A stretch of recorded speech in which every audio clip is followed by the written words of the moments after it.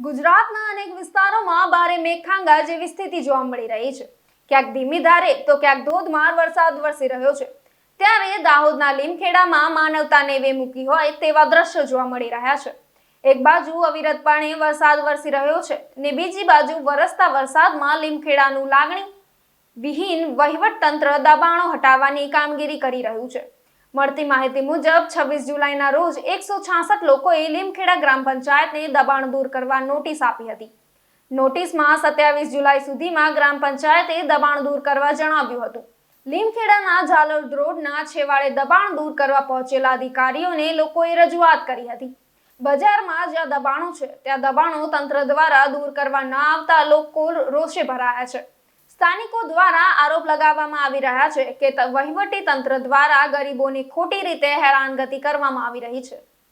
આજે દબાણ ખુલ્લું કરવા માટે મામલાદાર અને પંચાયતના અને પોલીસના અધિકારીઓ જે આવ્યા હતા અને જે દબાણ ખુલ્લું કરવા માંગે છે, પણ અમારે આગળ કોઈ દબાણ હોતું જ છે જ નથી અને દબાણ જ્યાં છે ત્યાં ખુલ્લું કરવા નથી જતા। જે ખુલ્લી જગ્યા છે ત્યાં દબાણ છૂટું કરવા આવ્યા છે।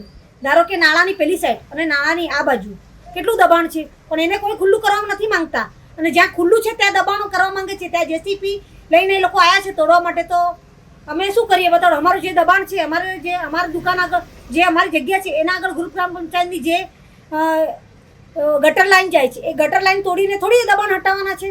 તો એ અમારું ખાસ વિનંતી છે કે જ્યાં દબાણ છે લોકોને ત્યાં જે દબાણ છે તેને ખુલ્લું કરાવો અને જે નથી તેને લોકોને ખાલી ખોટા હેરાન કરવા ના કરે। જૂનો રોડ દાહોદ છે અને જે બજાર છે અને બજારની આ સાઈડ પર છે ત્યાં ટ્રાફિક થાય છે। અમારે આગળ થોડી ટ્રાફિક થાય છે? અમારે આગળ તો કેટલા બાળકોની ગાડી ઊભી રહે છે, 3-3, 4-4 ગાડીઓ ઊભી રહે છે, તો અમારે ટ્રાફિક નહીં થતું? તો અમારે ટ્રાફિક કેમ અમને કેમ ખાલી ખોટા હેરાન કરાવે છે? જ્યાં ટ્રાફિક લાગે છે ત્યાં તોડાવો ને, અમે કંઈ ના થોડી પાડીએ છીએ એમને। અને અમારું જો કદાચ એમાં અમારું પણ જો કદાચ એના દાયરામાં હશે તો અમે બી તોડી નાખીશું, અમે ના થોડી કહીએ છીએ। પણ ઠેઠથી પહેલેથી ત્યાંથી તોડતા આવો અને જે બજારનું ખાસ દબાણ છે અને જે દાહોદ નાળાની પેલી સાઈડ અને નાળાની આ સાઈડ જે દબાણ છે તેને છૂટું કરો। તે દબાણ છૂટું કર્યા પછી આ બાજુ દબાણ હશે તમે ખુદ સ્વેચ્છાએથી તોડી નાખીશું। મારું નામ લતાબેન છે।